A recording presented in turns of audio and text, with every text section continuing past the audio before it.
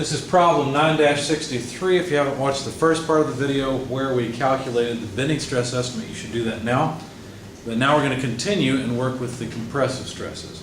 So we found the equation we need to use. It's on page 343. It's equation 9-23. And it looks like this. Now, I need space, so I'm going to get rid of all this. But I don't want to forget the bending stress estimate.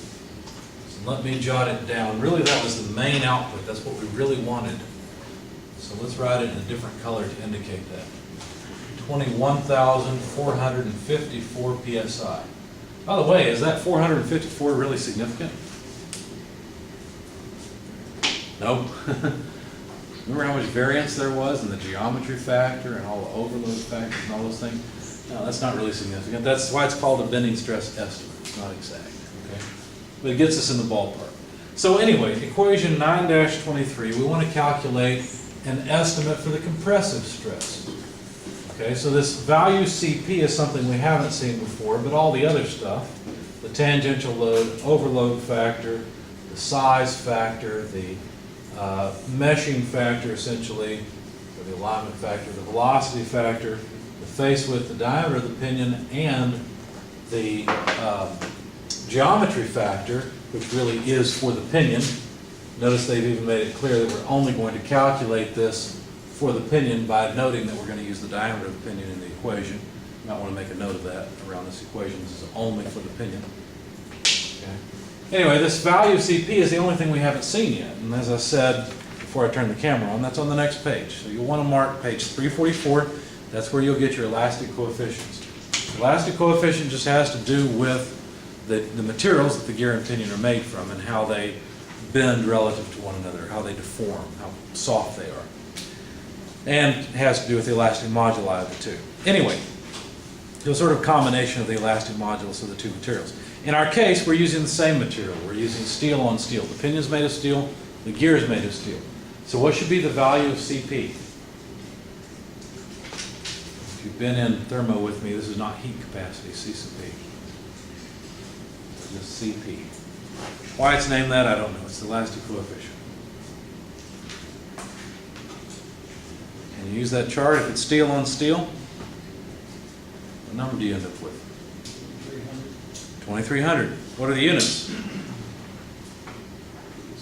PSI. What would the number be and what would the units be if we were working in a metric problem? 191 megapascals, okay? All right, so let's start filling in numbers. CP is 2300 and it has units of PSI. That's where our pound per square inch is going to come from. Okay. I'm sorry, I take that back. I always make that mistake. CP does not have those units.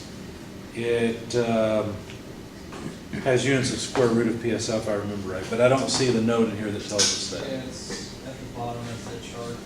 Yeah, there it is. Thank you. There it is. So it's actually square root of PSI. There we go. And we need that because we're going to get square root of PSI from this mess over here.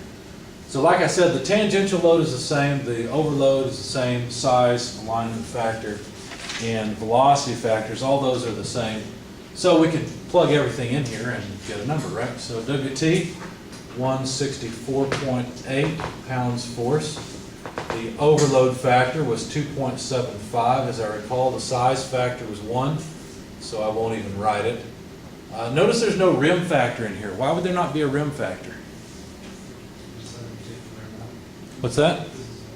No, in the general equation there's no rim factor.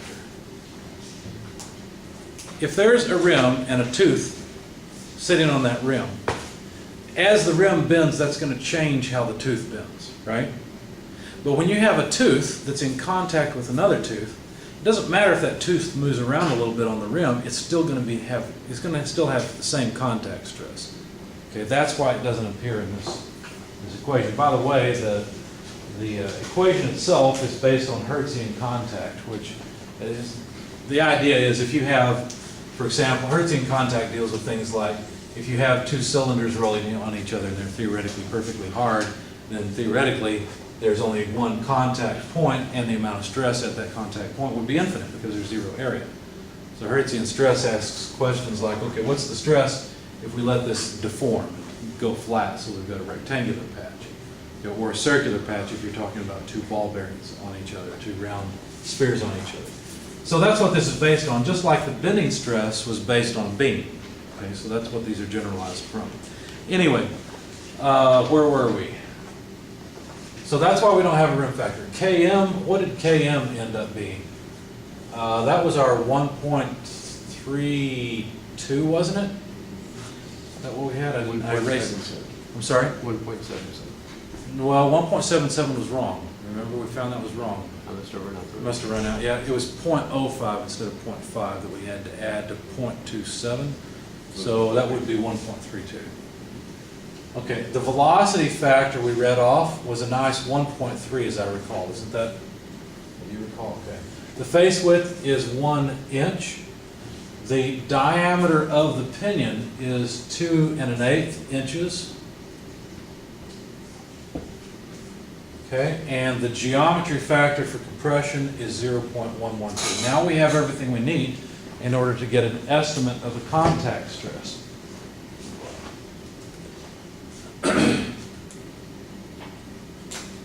All right, let's see. So 164.8 times 2.75 times 1.32 times 1.3 divided by 2.125, then divided by 0.112. Need to type in that 1, and then square root of the result multiplied by 2300.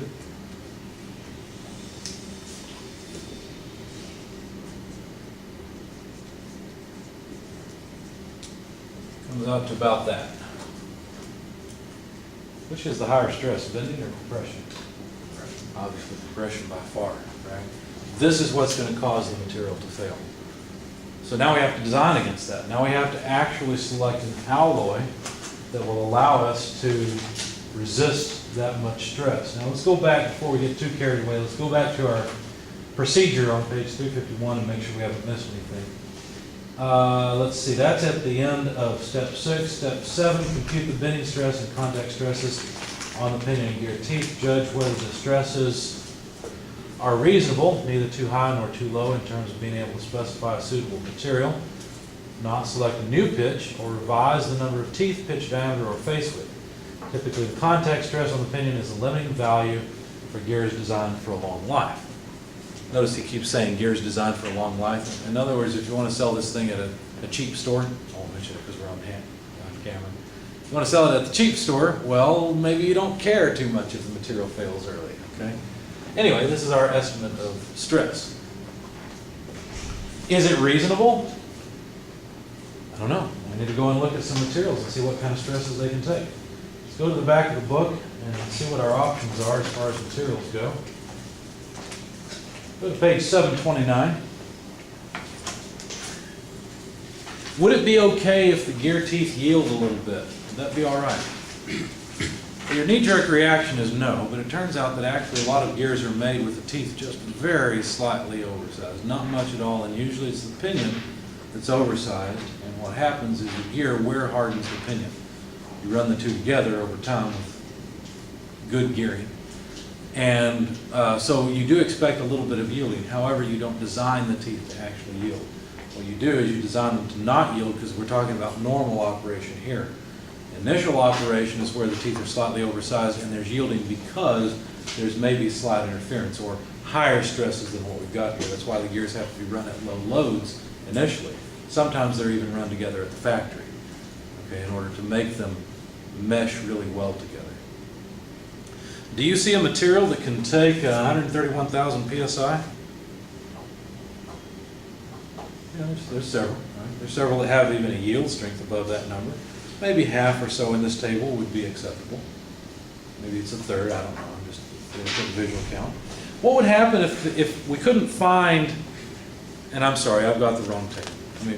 I meant to go to page 725 and 726 and then take you to that table. I apologize.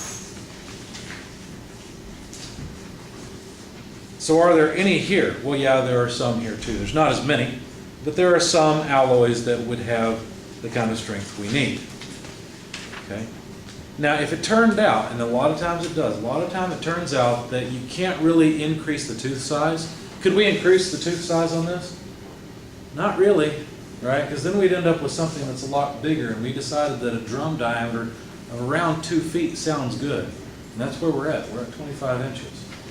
Okay, we don't really want to increase the size of the tooth. If we had to have a stronger material, and there's nothing that would work, that's when we would go over to page 729. These are properties of carburized steels. Anybody know what a carburized steel is? Remember that? They put extra carbon. Where did they put the extra carbon? Wherever they're heat treating. Part of the heat treating, but is it mixed into the bulk of the material? No, it's just on the No, it's on the surface, right? It's added in afterward. There are actually many surface treatments, if you will, that you can perform that will increase the strength of the surface material. Okay? Notice in here they're talking about core properties. Okay, so there's a difference between the case hardness and the core. So basically, what's going on with this is it's a fairly hard core anyway. It's fairly strong, but the surface is even stronger. Okay, and it's fairly common to case harden a gear. Really good bolts are case hardened, and so basically the exterior of the bolt, or the gear in this case, is made much stronger so that as it rubs on other materials, the surface doesn't fail. And then the core is ductile so that the overall shape can bend and flex a little bit without cracking and being completely brittle. So the heat treatment of things is very important. And a lot of times you can get away with a carburized steel that can do the job that a regular just through hardened gear can't do. But it looks like we have options. However, we've got one more problem. The materials that are given here are not materials that take into account the fact that, oh, I don't know, maybe we don't want 1 out of every 100 that we make to fail. Remember that this is based on 99% working and 1% failing. That may not be good enough. Is that a good enough reliability factor for our cement mixer? It depends, right? Depends a lot. Now, what do we have to do? Well, what we have to do is modify, let's say we choose a material, we have to modify or derate that material's strength and then compare it here. That's really inconvenient. We're going to do it once so that you see how inconvenient this is because we have the time to do it. So let's go to the back of the book and look for material. It will be a through hardened gear. So just regular material properties, page 725 and 726. By the way, you should mark those pages. You should also mark the carburized steels page, 729. And let's find a material that would work. Let's get something fairly close. The first one I see is 1050 oil quenched and tempered at 400 degrees. Has a tensile strength. That won't work. We need something with a yield strength. Okay, let's go for 1137 oil quenched and tempered at 400 degrees. It has a yield strength of 136 KSI. That's more than 131. So let's just try 1137 OQT 400. Yield strength 136 KSI. Can we forget the bending stress now? It doesn't matter, does it? I'm mainly just concerned with this surface. I've written it down if we need it. Now the problem is, like I said, this is for 99 out of 100 working, and that may not be good enough. So let's go back and see what reliability factors we have available to us. Let's see. Page 344.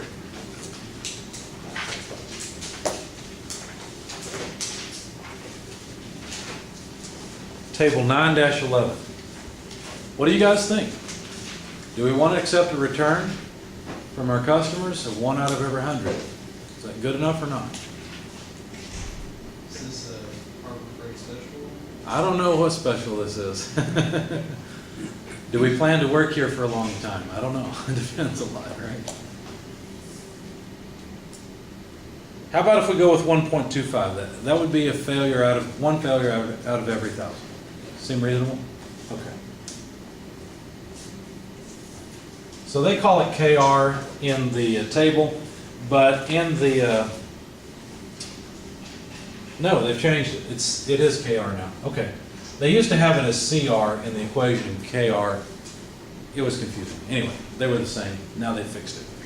What equation am I talking about? Go to page 345 and look at equation 9-26. By the way, we could do this same procedure for the bending stress, but you can already see that the bending stress is so much smaller than the surface contact stress. If we're using a through hardened gear, it won't make a bit of difference for the bending stress. So we're just going to forget the bending stress for now. So equation 726, what we have to do is calculate a modified strength based on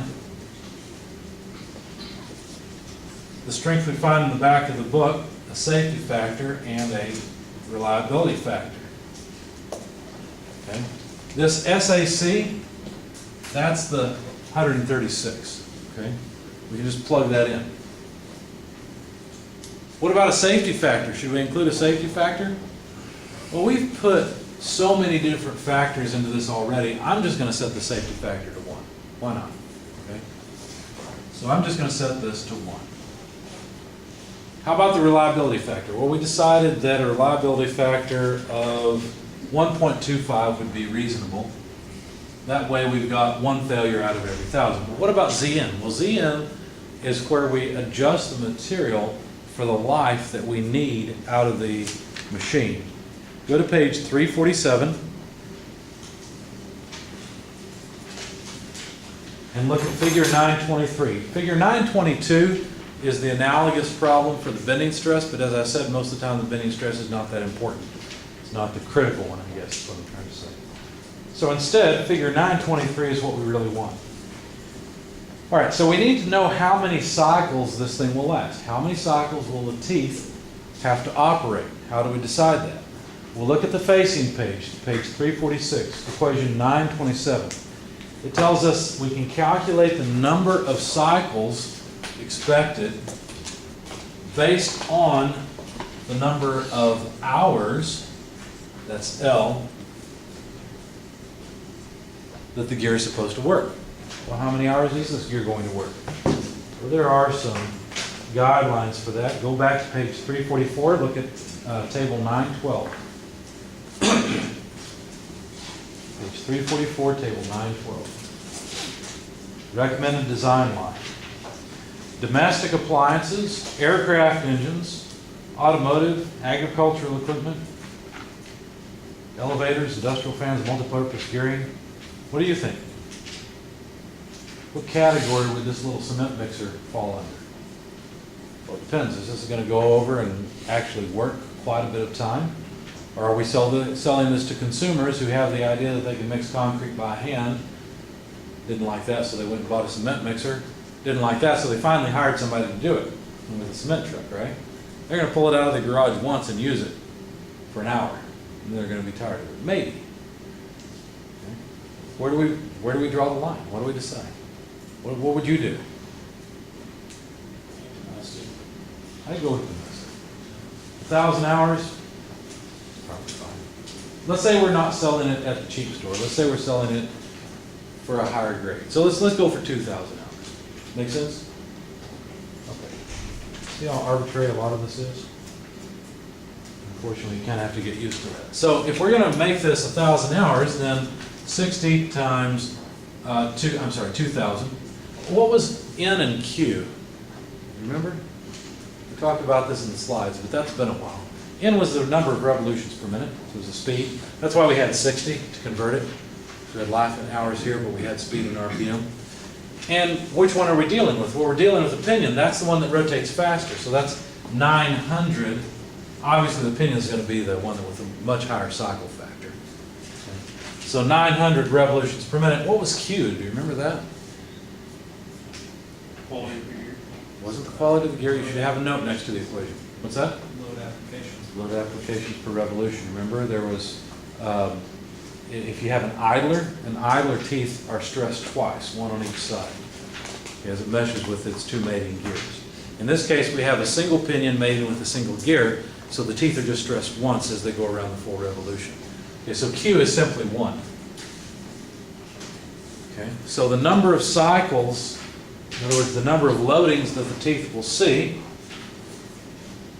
is 60 times 2,000 times 900. Okay, let's see, 369, so that's 1.08 times 10 to the 8th. What does that number represent? How many times a tooth on the pinion is going to be stressed in its lifetime before we expect it to be no good and be salvaged? Okay. So what do we do with that? Well, go to page 347. This is where we can finally get Zn. The number of cycles is on the x-axis, and we've got about 1 times 10 to the 8th. I'm not going to bother with the 0.08.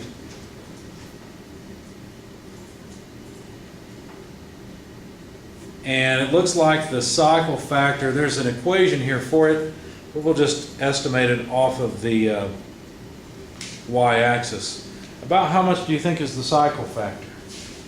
What would you read off for that?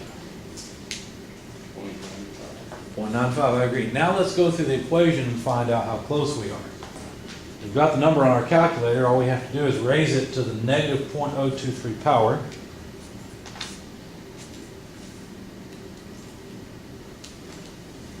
It doesn't like that. Hang on. 108. Clear. Oh, let's modify. This is not my calculator, so I'm not familiar with it. There we go. It doesn't like that either. All right, I know how I can do it. 10. I'll just raise it to the positive power and then invert the whole thing. That'll do it.